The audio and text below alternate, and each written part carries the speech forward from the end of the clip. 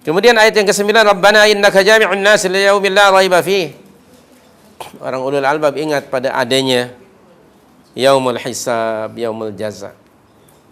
Ya Allah, sesungguhnya Engkau akan mengumpulkan, menghimpunkan manusia. Bila itu? Disebut yaumul hasyar. Untuk apa? Untuk dihisab dan mendapat jaza, balasan daripada apa yang mereka kerjakan. Pada hari itu, liyaumil la raiba fihi. Tak ada keraguan, pasti akan berlaku. Innallaha la yukhliful mi'ad, dan Allah sekali-kali tidak akan menyalahi janjinya.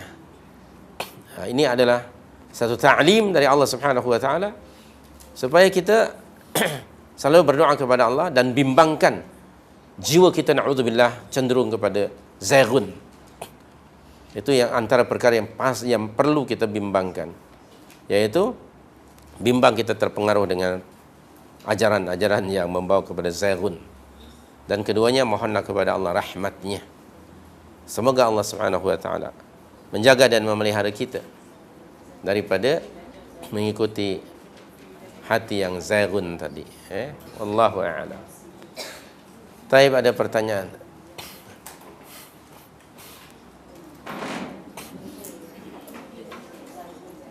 Ya.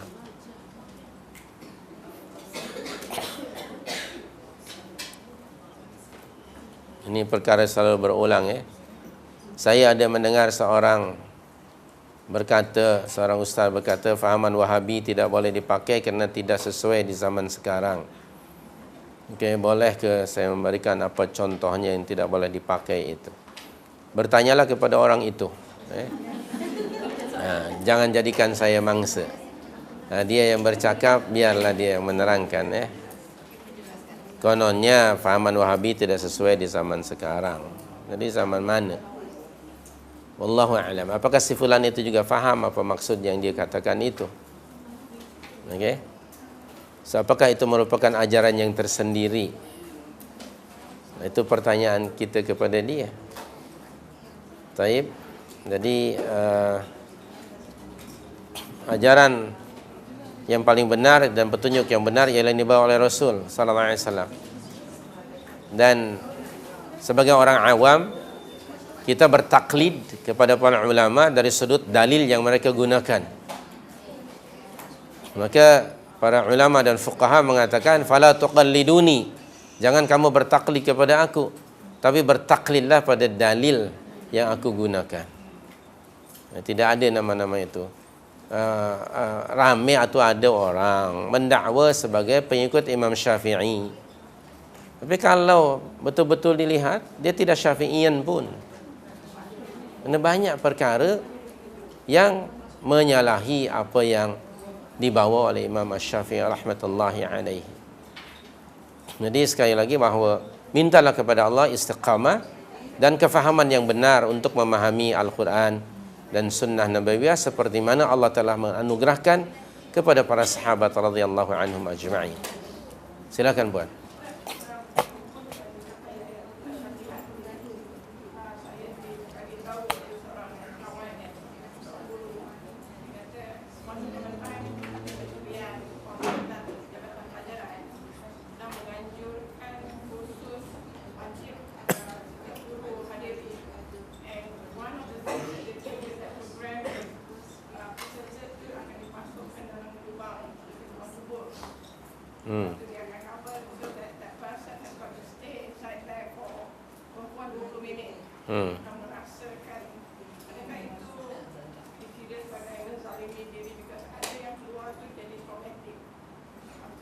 Ya, yang pasti Rasul tidak memberikan contoh. Yang pasti. Dan saya belum mendengar para sahabat untuk memantapkan ilmu dan imannya dimasukkan ke dalam kubur oleh Rasul. Kubur Baqi itu sebelah rumah Rasul aja. Okay? Tidak ada seorang pun sahabat yang melakukan seperti itu. Untuk memantapkan diri adalah dengan ilmu, hanya dengan ilmu. Iqra, iqra. Okay? Bukan masuk dalam kubur.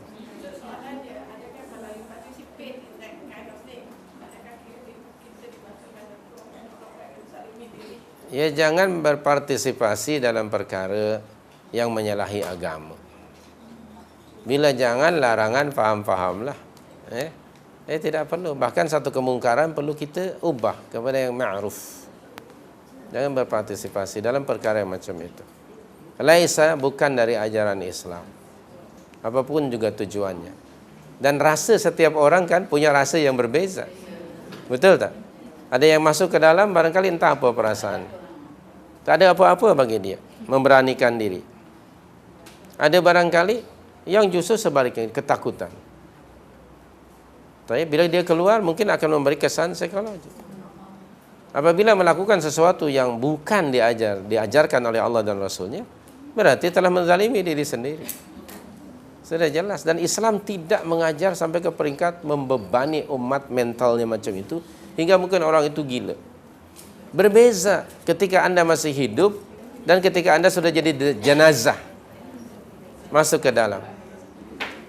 Oke, coba keluar perasaan Anda. Pasti berlainan kan? Pasti berlainan. Dan kenapa walaupun dalam kubur malaikat mungkar dan nakir tidak datang? Dia belum mati. Kalaulah malaikat mungkar dan nakir itu macam kita, na'udzubillah, macam manusia, saja-sajalah. Nak tanya dia, nak visit dia saja-saja. Mat, apa kabar Mat? Barangkali. Sekedar apa kabar saja. Barangkali dia. Jangankan 20 menit. Kemudian, dia tadi disebut 20 menit. Dalam alam kubur is timeless. Nah, kita tidak tahu berapa menit. Na'udzubillah min dzalik. Bukan itu nak cara memantapkan ilmu dan keimanan. Bukan itu.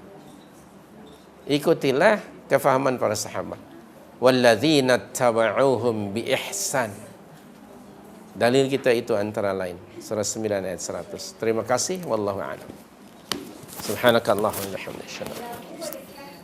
Sallallahu alaihi wa sallam. Wa ala alihi wa sahbihi ajma'in.